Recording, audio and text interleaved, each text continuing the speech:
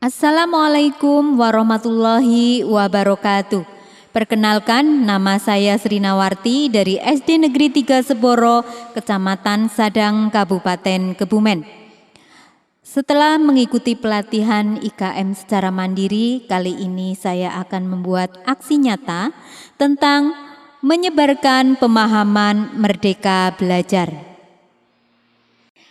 Ada 3 topik dalam Merdeka Belajar. Yang pertama, pemahaman gagasan dan prinsip pendidikan berdasarkan pemikiran Ki Hajar Dewantoro. Yang kedua, pemahaman untuk memfasilitasi murid agar tumbuh sesuai dengan kodratnya. Yang ketiga, penerapan pembelajaran yang memerdekakan murid.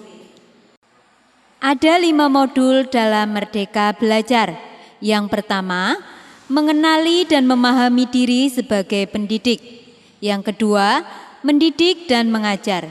Yang ketiga, mendampingi murid dengan utuh dan menyeluruh. Yang keempat, mendidik dan melatih kecerdasan budi pekerti.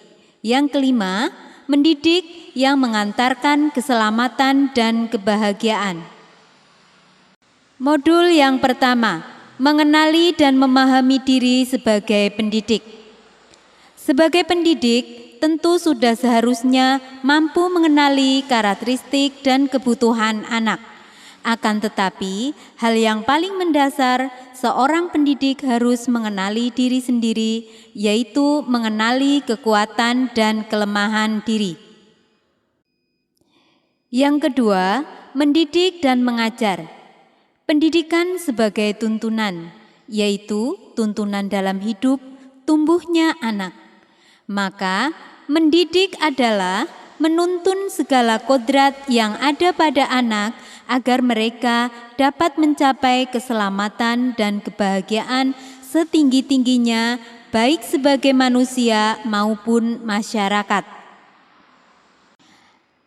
Selanjutnya yang ketiga, mendampingi murid dengan utuh dan menyeluruh.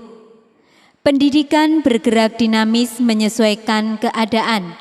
Setiap anak dilahirkan dengan kodrat alam yang berbeda-beda sesuai dengan lingkungannya. Sehingga dalam pembelajaran harus mendukung dan memahami kodrat alamnya anak. Kita juga tidak bisa mencegah perubahan zaman yang ada. Untuk itu, kita sebagai guru dalam mendidik dan mengajar harus dapat menyesuaikan dengan perkembangan zaman. Ada 3 kodrat murid. Yang pertama, kodrat diri, yang terdiri dari fisik, minat, bakat, dan gen. Kemudian yang kedua, kodrat alam. Kodrat alam terdiri dari karakter alam, lingkungan budaya, dan geografis. Kemudian yang ketiga, kodrat zaman. Kodrat zaman ini adalah tuntutan atau tantangan perubahan zaman. Guru dapat merancang pembelajaran yang berkelanjutan, terbuka dan berdasarkan budaya atau asas trikon. Asas trikon ini terdiri dari 3, yaitu kontinu, konvergen, konsentris. Kontinu artinya pengembangan yang dilakukan harus berkesinambungan, dilakukan secara terus-menerus dengan perencanaan yang baik. Yang kedua, konvergen, artinya pengembangan yang dilakukan dapat mengambil dari berbagai sumber di luar.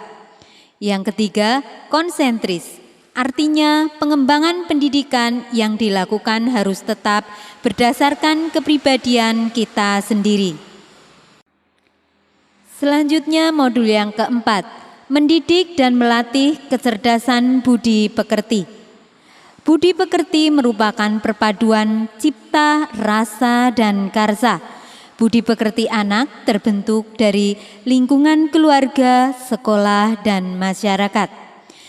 Kodrat anak diibaratkan kertas yang sudah terisi, bukanlah kertas kosong seperti anggapan kita dahulu. Anak diciptakan memiliki kodrat untuk mereka hidup dan tumbuh. Pendidik tidak dapat menentukan dan berkehendak akan hidup tumbuhnya murid. Yang dapat mendidik lakukan adalah menuntun tumbuh kembangnya kekuatan-kekuatan itu sehingga tumbuh budi pekerti. Modul yang kelima, pendidikan yang mengantarkan keselamatan dan kebahagiaan. Pendidikan sejatinya dapat mengantarkan anak untuk keselamatan dan kebahagiaan. Pendidikan tidak hanya memberikan informasi dan pengetahuan saja, melainkan pendidik juga harus mendorong anak untuk menemukan pemahaman bermakna yang relevan dengan kehidupannya. Itulah tadi aksi nyata penyebaran pemahaman Merdeka Belajar yang saya buat. Banyak kekurangan mohon maaf. Wassalamualaikum warahmatullahi wabarakatuh.